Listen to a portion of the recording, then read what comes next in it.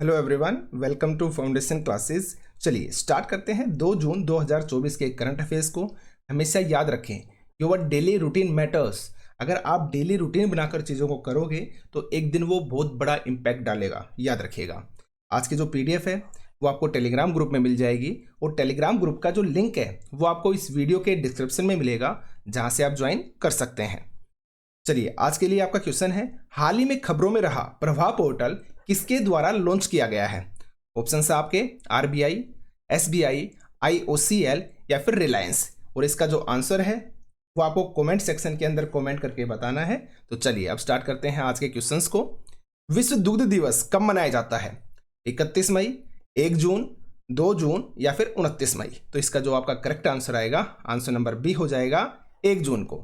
1 जून को विश्व दुग्ध दिवस आपका मनाया जाता है। साथ में और क्या याद रखना है आपको कि 1 जून को ही ग्लोबल डे ऑफ पेरेंट्स यानी कि वैश्विक माता पिता दिवस भी आपका 1 जून को ही मनाया जाता है। विश्व दुग्ध दिवस 1 जून को, विश्व माता पिता दिवस या वैश्विक माता पिता दिवस भी 1 जून को ही मनाया जाता है, आपको याद रखना है। आगे बढ़ते हैं। देखिए इंपॉर्टेंट जो डेज है अब हम जून के स्टार्ट करेंगे, लेकिन फिर भी एक बार लास्ट के रिवाइज कर लेते हैं। विश्व मासिक धर्म स्वच्छता दिवस 28 मई को। थीम क्या था? Periods friendly world. संयुक्त राष्ट्र शांति सैनिकों का अंतर्राष्ट्रीय दिवस 29 मई को मनाया गया। गोवा राज्य दिवस आपका 23 मई को मनाया गया और विश्व तंबाकू निषेध दिवस आपका 31 मई को मनाया गया, याद रखिएगा। सुप्रीम कोर्ट द्वारा लैंगिक संवेदनशीलता पर बनी समिति की अध्यक्षता यानी कि इसकी अध्यक्ष कौन होंगी? किस पे? लैंगिक संवेदनशीलता पर कमेटी बनी है सुप्रीम कोर्ट के द्वारा। ऑप्शन है आपके मीनाक्षी अरोड़ा, सुखदा प्रीतम, महालक्ष्मी पावनी, हिमा कोहली। तो इसका जो करेक्ट आंसर आएगा, आंसर नंबर आपका डी आएगा, हिमा कोहली। तो देखिए एक्चुअल में है क्या, तो भारतीय सर्वोच्च न्यायालय ने यानी कि सुप्रीम कोर्ट ने महिलाओं के प्रति जो लैंगिक संवेदनशीलता है या उनका जो यौन उत्पीड़न होता है उसको लेकर एक कमेटी बनाई है और उस कमेटी की जो अध्यक्षता करेंगी वो हिमा कोहली करेंगी और ये 12 सदस्यीय कमेटी है। ठीक है, इसमें 12 सदस्य होंगे आपके टोटल और इसकी जो अध्यक्षता करने वाली है हिमा कोहली करेंगी। किस मैटर को लेके है? महिलाओं के प्रति जो लैंगिक संवेदनशीलता है या जो यौन उत्पीड़न होता है उसकी रोकथाम के लिए, उसके निषेध के लिए, उसके निवारण के लिए आपको याद रखना है। ठीक है, ये हिमा कोहली जी हैं, आप इमेज के अंदर देख सकते हैं। आगे बढ़ते हैं। हाथियों की मौतों को कम करने के लिए रेलवे जो है वो दक्षिण भारत में किस प्रणाली को अपनाएगा? अब देखिए एक्चुअल में क्या होता है कि जब आपकी रेलवे लाइन बिछाई जाती है तो जब ट्रेन चलती है तो रात के समय काफ़ी बार या स्पीड में जब ट्रेन होती है तो जो ट्रैक होता है ना, उस ट्रैक के बीच में आपके हाथी आ जाते हैं और जिस वजह से एक्सीडेंट की वजह से उनकी डेथ हो जाती है। ठीक है, तो इस चीज़ को कम करने के लिए रेलवे दक्षिण भारत में किस प्रणाली को अपनाने जा रहा है? Open AI, optical fibre, satellite system या फिर इनमें से कोई नहीं। तो इसका जो करेक्ट आपका आंसर आएगा, आंसर नंबर बी होगा आपका ऑप्टिकल फाइबर। अब इसमें एक्चुअल में करने क्या वाले हैं, तो देखिए हाथियों की रेल पटरियों पर मौत को रोकने के लिए अपने नवीनतम उपाय के तहत कोट्टेकाड जो कि आपका केरल के अंदर पड़ता है, ठीक है, और मदुक्कई जो आपका तमिलनाडु में पड़ता है, तो इसके बीच में हाथी प्रभावित आपका 33 किलोमीटर का एरिया आता है। तो इस 33 किलोमीटर के एरिया के अंदर आपकी ऑप्टिकल जो फाइबर है ना वो आपकी बिछाई जाएगी। ये किस पे बेस होती है? आपकी आईडीएस यानी कि इंट्रूजन डिटेक्शन सिस्टम के अंतर्गत। यानी कि आपका जो एक एरिया होगा ना उस एरिया के अंदर ये बिछा दी जाएगी। मान लो आप ऐसा समझ के चलो कि जो रेलवे लाइन है उसके 100 मीटर दूर तक ये रेलवे लाइन है तो 100 मीटर ऐसे बिछा दी जाएगी, 100 मीटर यहाँ पे, 100 मीटर यहाँ पे, इस तरह से। तो जब भी हाथी इसके अंदर एंट्री करेगा ना तो नॉर्मल सी बात है वो डिटेक्ट हो जाएगा और जो पायलट है, जो को पायलट है, उसको पता चल जाएगा कि हाथी जो है ना वो ट्रैक के बीच में आने वाला है, तो वो धीरे कर लेंगे स्पीड को या फिर रोक लेंगे स्पीड को। ठीक है, तो इस तरह से उनकी जो दुर्घटना है, जो मौत है, उनको कम किया जा पाएगा। तो इस तरह की बातें इसमें की जा रही हैं। ठीक है, तो इसलिए इसका जो करेक्ट आपका आंसर आएगा, आंसर नंबर बी आ जाएगा ऑप्टिकल फाइबर। याद रखें आप। शेख सबा अल खालिद कहां के क्राउन प्रिंस बने हैं? शेख सबा अल खालिद कहां के क्राउन प्रिंस बने हैं? ईरान, अफगानिस्तान, पाकिस्तान या फिर कुवैत? तो इसका जो करेक्ट आपका आंसर आएगा, आंसर नंबर डी हो जाएगा। कहां के बने हैं? ये कुवैत के बने हैं। आप इमेज के अंदर देख सकते हैं शेख सबा अल खालिद। आगे बढ़ते हैं। हाल ही में किस भारतीय खिलाड़ी ने क्रिकेट के सभी प्रारूपों से संन्यास की घोषणा की है? ऑप्शन आपके महेंद्र सिंह धोनी, दिनेश कार्तिक, रोहित शर्मा, हार्दिक पांड्या। तो इसका जो आपका करेक्ट आंसर आएगा, आंसर नंबर आपका बी हो जाएगा, दिनेश कार्तिक। और अभी अभी आपको पता है सुनील छेत्री जी, सुनील छेत्री ने भी संन्यास की घोषणा की है। तो वो किस खेल से संबंधित है? आपके फुटबॉल से। ठीक है, तो इनको आप अच्छे से याद रखोगे। आगे बढ़ते हैं। भारतीय नौसेना का जहाज जो जिमैक्स 24 और रिम्पैक्ट 24 में भाग लेगा। ये आपकी एक्सरसाइज होती है। जैसे जिमैक्स है जो भारत और किसके बीच में, जापान के बीच में, भारत प्लस जापान के बीच में आपकी होती है। और रिम्पैक्ट में आप काफी देश भाग लेते हैं जो आपकी अमेरिका के अंदर, ठीक है। तो इसके अंदर भाग लेने वाला जो जहाज है वो कौन सा है? तो ऑप्शन है आपके INS शिवालिक, INS तलवार, INS सतपुड़ा और INS कावारती। तो इसका जो करेक्ट आपका आंसर आएगा, आंसर नंबर फर्स्ट हो जाएगा INS शिवालिक। और यह अभी आपके जापान के लिए रवाना हो चुका है। कहां से? सिंगापुर से।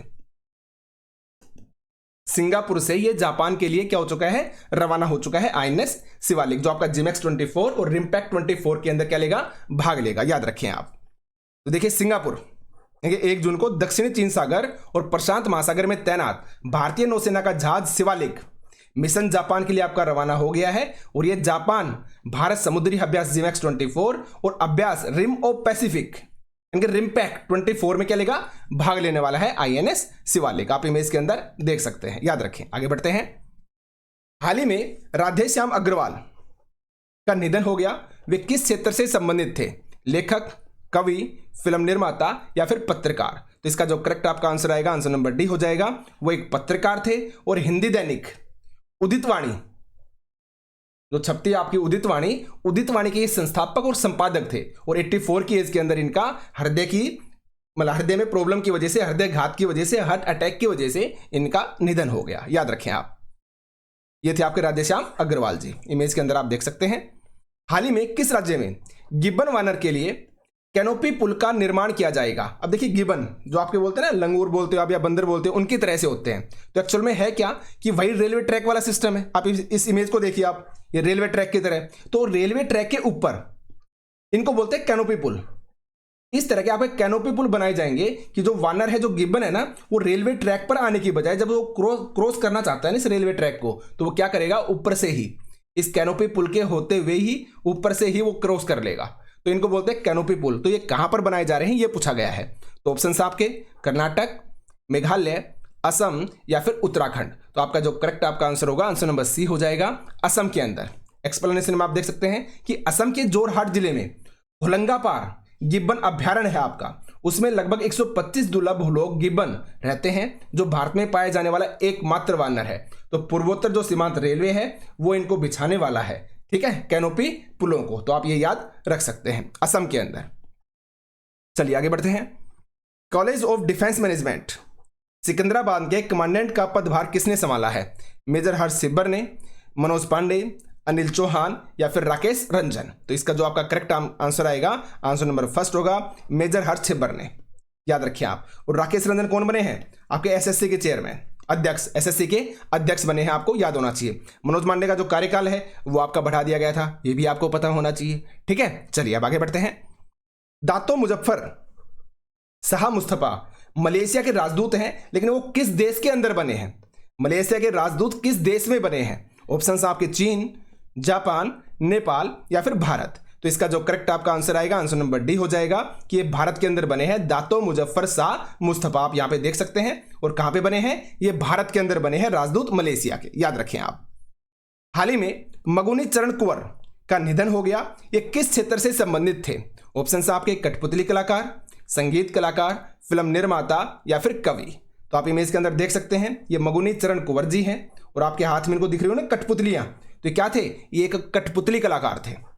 और मोस्ट इंपोर्टेंट क्वेश्चन आपका ये, ठीक है। मगुनी चरण कुंवर जी क्या थे? एक कठपुतली कलाकार थे जिनका हाल ही में निधन हो गया। चलिए भाई, अब आज के रिविजन्स को देख लेते हैं। ये आपके मोस्ट इंपोर्टेंट क्वेश्चंस थे आपके, और अब फटाफट से एक बार रिवीजन देख लेंगे हम। तो अग्नि 3D प्रिंटेड इंजन के साथ दुनिया का पहला रॉकेट किसने लॉन्च किया है? IIT मद्रास ने। और देखिए रिवीजन के अंदर हम लास्ट 2 डेज के जो क्वेश्चंस होते हैं उनको रखते हैं।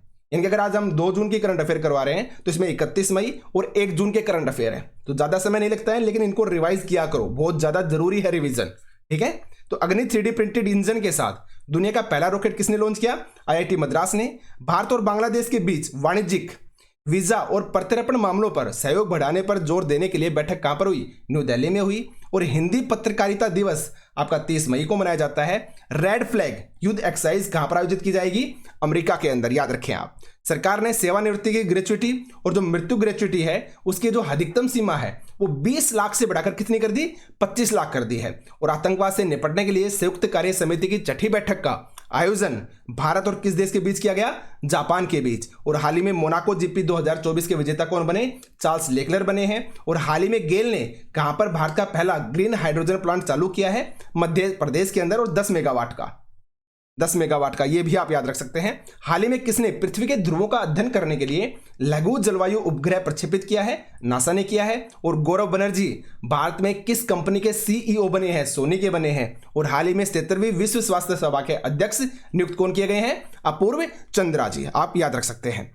हाल ही में किसे कर्मचारी चयन आयोग यानी कि एसएससी का अध्यक्ष नियुक्त किया गया है? राकेश रंजन को। और डब्ल्यूएचओ का स्वास्थ्य संवर्धन हेतु नेल्सन मंडेला पुरस्कार 2024 किसे मिला है? निमहांस को मिला है। और हाल ही में लोकपाल का सचिव किसे नियुक्त किया गया है?